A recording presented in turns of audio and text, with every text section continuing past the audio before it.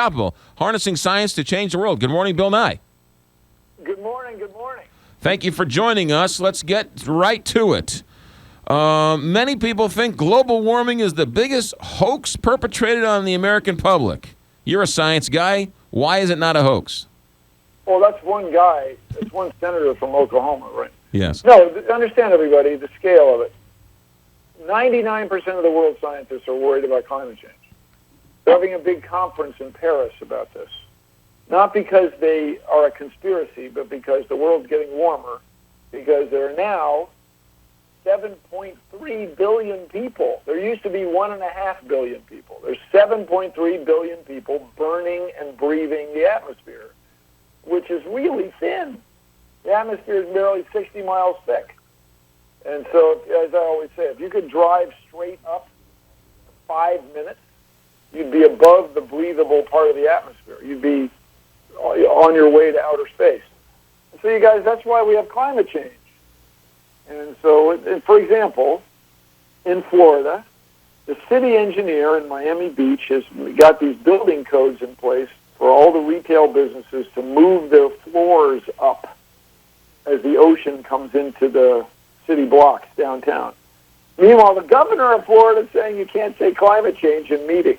Like, that's not doing any good. Come on, you guys. So everybody in the world is concerned about climate change, except the small fraction of people here in what used to be the world's most technologically advanced society. Let's get to work, you guys. Quit the whining. Let's go. The book is called Unstoppable. Bill Nye, the science guy, our guest. So somebody who is a global climate change denier says if you put ice in a glass and you can put the ice above the glass and then the ice melts, the water will not come over the top of the glass. So this idea that the seas will rise over the land is ridiculous. That's absolutely, in every way, completely wrong. And I appreciate his idea or her idea.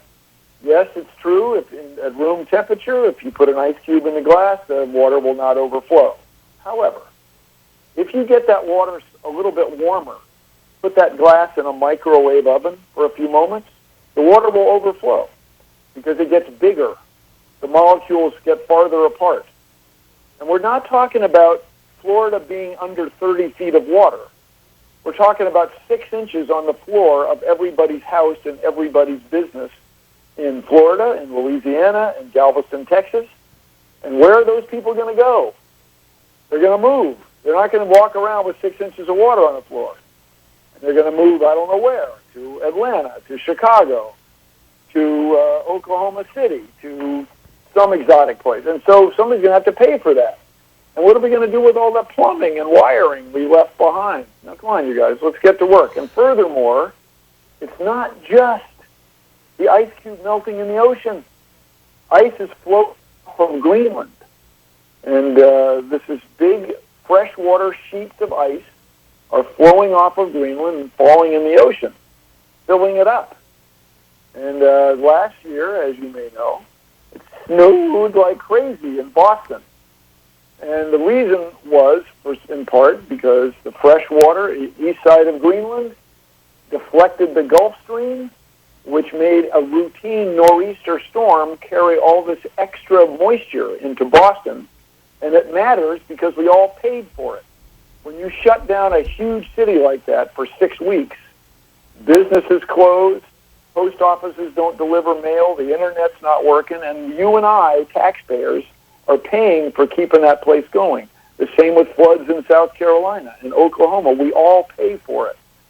Let's get to work, you guys. Let's get going. Come on. Bill Nye is our guest for a couple more minutes. The book is Unstoppable, Harnessing Science to Change the World. There is a NASA scientist that people point to that says, hey, this NASA scientist keeps writing papers and talking and saying that this global warming is nothing more than just a hoax. They're pointing to a NASA scientist. Here's what would help us on the other side. What's his or her name?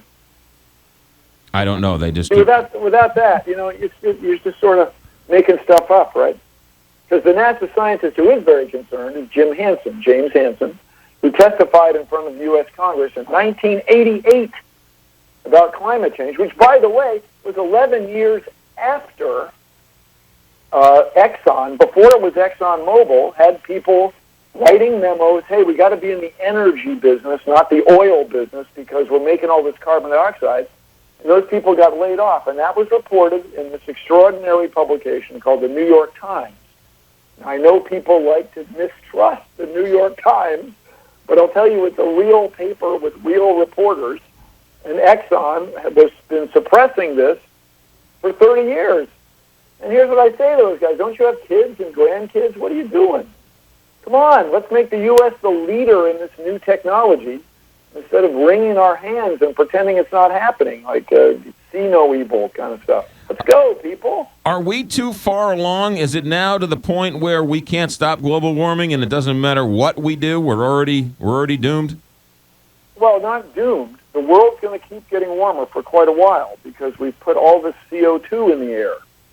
We put carbon dioxide in the air in extraordinary amounts. And so that doesn't go away very quickly. And it'll be there for centuries, and the world will continue to get a little bit warmer for a long time. What we want to do is deal with it. We want to deal with it. Now, both of my parents were veterans of World War II. My dad spent almost 4 years as a prisoner of war. If you get a chance to be a prisoner of war, I would not do it. That's my recommendation. Meanwhile, my mom was in the Navy. She was a code breaker. She worked on the Enigma code. And then later on, everybody says these people were the greatest generation, right? People of that age, that era. They were the greatest generation. They stopped what they were doing and they solved this global problem. Well, let's do that now. Let's have the next great generation. Let's be the world leaders in renewable technology, renewable energy technology, electrifying ground transportation, making airplanes that run on renewable fuel. Let's do this. Let's be the world leader rather than whining about it. Come on.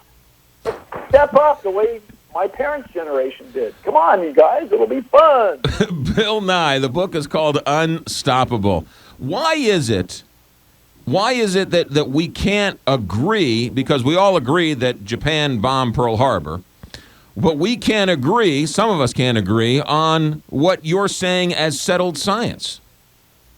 Well, that's because, I mean, as I say, the fossil fuel industry has worked very hard, spent literally billions of dollars, hundreds of millions of dollars a year for decades to suppress this concern about climate change. And they've been successful. And the big idea is doubt. And you'll hear these conservative think tank people point out, yes, that's our idea, to introduce the doubt into the public mind. So in other words, scientific uncertainty, which we might call plus or minus 2% about what temperature it's going to be in Galveston in 10 years, that is somehow equivalent in their mind to plus or minus 100% doubt about the whole thing.